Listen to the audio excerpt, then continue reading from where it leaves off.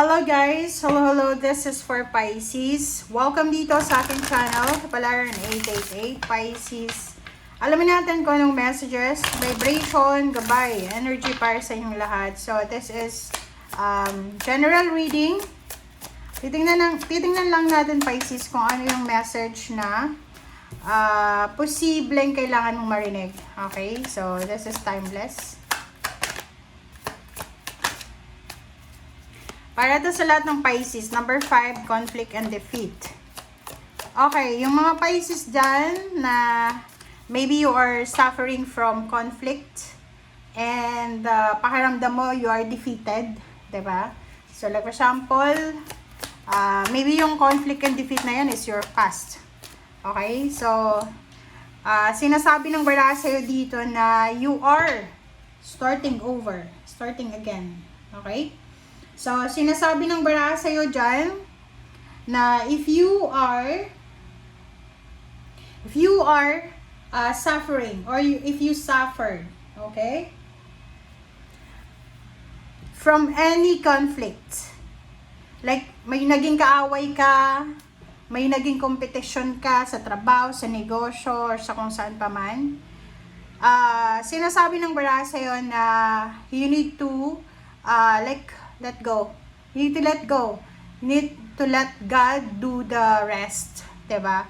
And start over. Moving on. Parang ganon. This one is like your past and your current situation. So, sinasabi ng baraha, Pisces, you have the opportunity, you have the ability to start over. Okay? So, maybe there's a relationship na pwedeng magkaroon ng fresh start. Like, there's a forgiveness and reconciliation. There's an apology accepted, asking for apology, or anything that will parang renew the relationship. Okay. So, tingnan natin, Pisces. Bakit ganun yung message mo? Okay. What's the next message? So, maybe this is for love life or spiritual. So, titingnan natin. Pisces.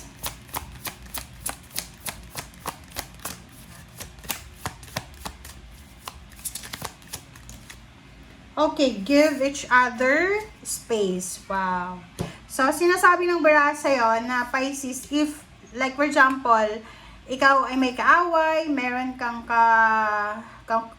misunderstanding, give each other space. As much as possible, wag muna kayong magkita.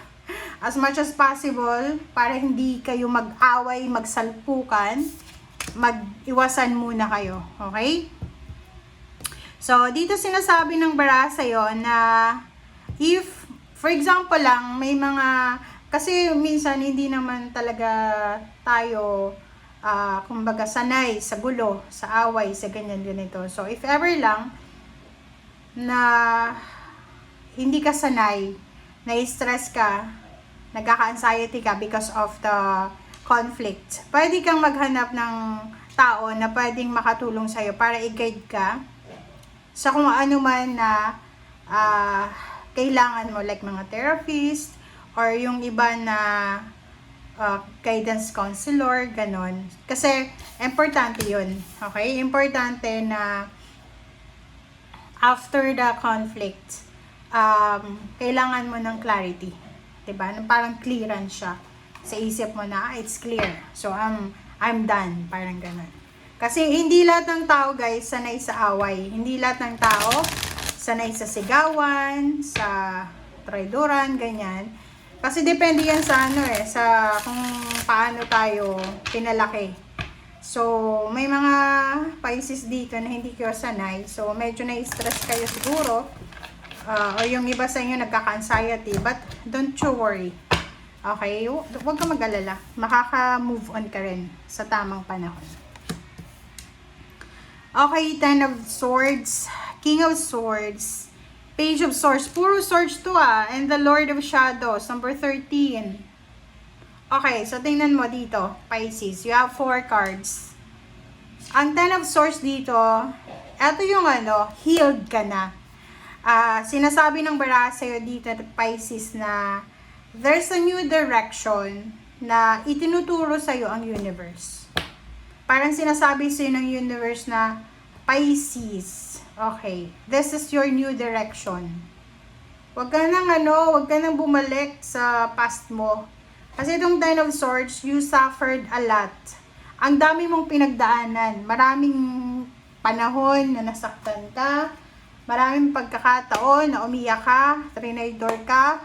And the King of Swords is here. Sinasabi sa'yo na hindi pa huli ang lahat. Hindi dyan magtatapos ang kwento mo just because naghiwalay kayo ng asawa mo, ng boyfriend mo, nag-away kayo ng kaibigan mo. There's more waiting for you, 'di ba? Sabi sa'yo ng future na to na in the near future, lahat ng yan na pinagdaanan mo sa past ay pagtatawanan mo na lang yan.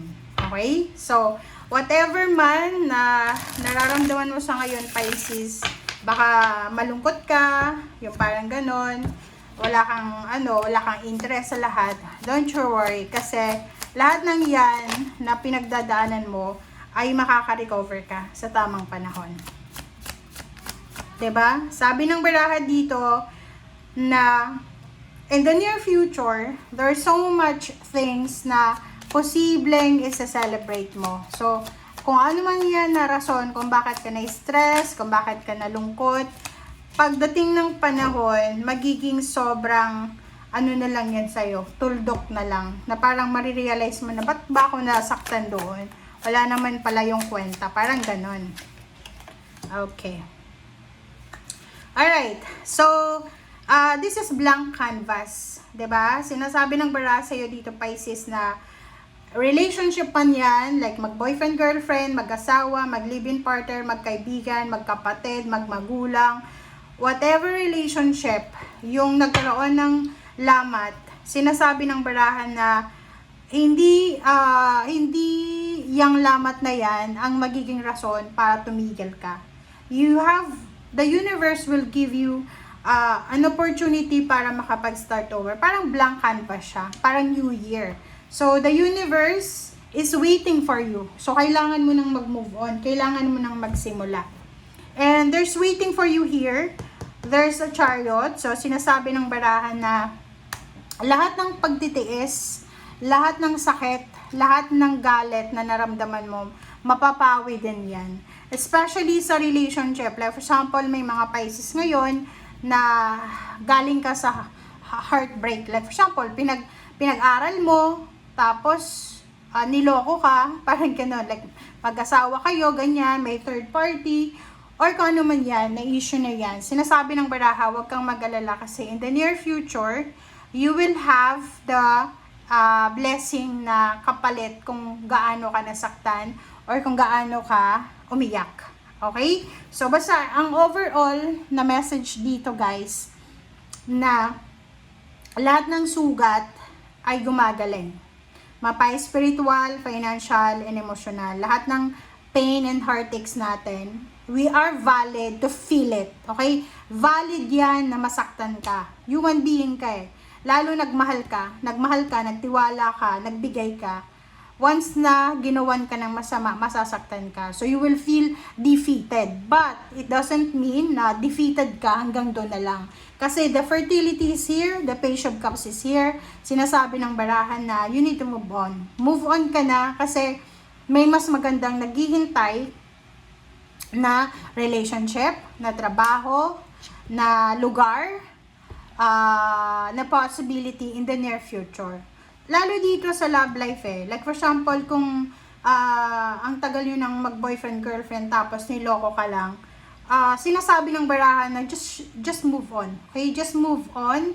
Huwag mo nang dalhin yung bagahe mo from your past sa current situation mo para tuloy-tuloy na. Kasi mayroon ditong naghihintay sa'yo eh. Okay? So, isipin mo na lang na, kaya pala hindi kami nagkatuluyan noon kasi it's God's redirection. It's God's providence. 'Di ba? It's discernment na mararamdaman mo or naramdaman mo, nalaman mo ng mas maaga na ganun siya, na manloloko pala siya, hindi pala siya responsable, ganyan, ganito. So, you should be thankful. Kasi minsan, 'di ba, kahit na pasawa yung karelasyon, babaero, yung babae naman lalakero, hindi pa rin hindi pa rin yung iba nilelet go yung relationship. Pero kung wise ka talaga, if ganyan yung relationship mo, mas better na i-let go mo na lang. Kasi useless yan eh. Okay? So, thank you guys for watching. Bye!